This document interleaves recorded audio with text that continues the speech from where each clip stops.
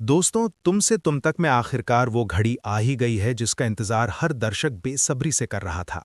इस बार मीरा का खेल पूरी तरह खत्म होने वाला है क्योंकि अब खुद आर्यवर्धन उसके खिलाफ खड़ा होने वाला है। न दोस्ती काम आएगी, न पुराना भरोसा और न ही कोई सिफारिश। इस बार फैसला होगा, वो भी सबके सामने।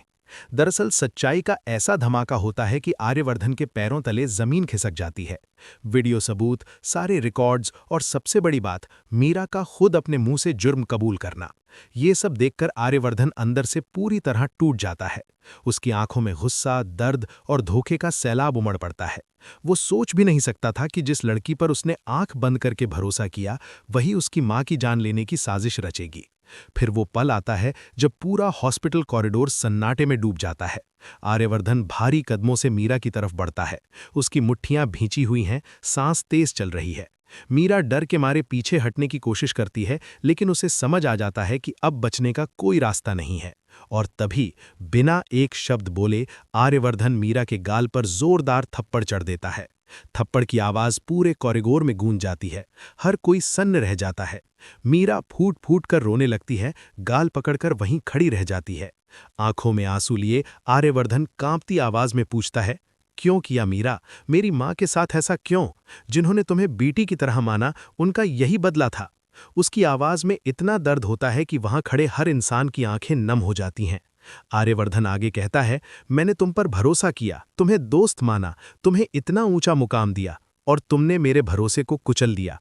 तभी झंडे आगे बढ़ता है और साफ शब्दों में कह देता है कि अनु शुरू से सही थी। मीरा पर भरोसा करना ही सबसे बड़ी गलती थी। हर्ष, मानसी और बाकी सब भी एक एक करके बोलते हैं कि मीरा को सजा मिलनी ही चाहिए। कोई भी अब उसके पक्ष में नहीं है। गायत्री देवी भी दर्द भरी आवाज में कहती हैं, बेटा, अगर आज इसे छोड़ दिया तो ये फिर किसी की जान ले सकती है। अनु भी आर्यवर्धन का हाथ पकड़कर कहती है, ये फैसला मुश्किल है लेकिन जरूरी है।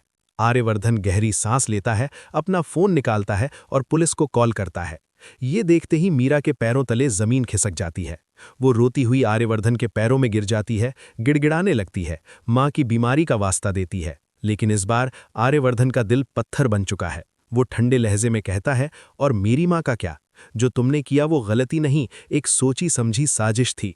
पुलिस पहुंचती है, सबूत देखती है और मीरा को अरेस्ट करने का फैसला होता है। हथकड़ी लगते ही मीरा पागलों की तरह चिल्लाने लगती है। लेकिन ड्रामा यहीं खत्म नहीं होता। अचानक मीरा अपना आपा खो बैठती है। वो पुलिस को झटका देकर सीधे अनु की तरफ दौड़ती है और उसका गला दबा देती है। उसकी आंखों में पागलपन और नफरत होती है। वो चीखती है, तूने मेरी जिंदगी बर्बाद कर दी। अनु की सांस अटकने लगती है, पूरा माहौल हिल जाता है। तभी बिजली की तरह दौड़कर आर्यवर्धन आता है और मीरा को पूरी ताकत से अनु से अलग कर देता है। मीरा जमीन पर गिर जाती है। आर्यवर्धन कांपते हाथों से अनु को संभालता है, उसकी आंखों में आंसू होते हैं। मुझे माफ कर दो, तुम्हें मेरी वजह से इतना सहना पड़ा। पुलिस मीरा को घसीटते हुए बाहर ले जाती है। जाते जाते मीरा चिल्लाती रहती है कि वो वापस आएगी, लेकिन अब कोई उसकी नहीं सुनता। कॉरिडोर में सन्नाटा छा जाता है। मीरा जेल में है, अनु सुरक्षित है और आर्यवर्धन का फैसला सबके सामने आ चुका है। लेकिन दोस्तों, सवाल अब भी बाकी है। क्या मीरा जेल में सच में सुधरेगी या फिर बदले की आग में और खतरनाक होकर लौटेगी? और क्या अब आर्यवर्धन और अनु की शादी बिना किसी रुकावट के हो पाएगी? अपनी राय कमेंट में जरूर बताइएगा और ऐसे ही धमाकेदार अपडेट्स के लिए चैनल को लाइक, शेयर और सब्सक्राइब करना मत भूलिएगा।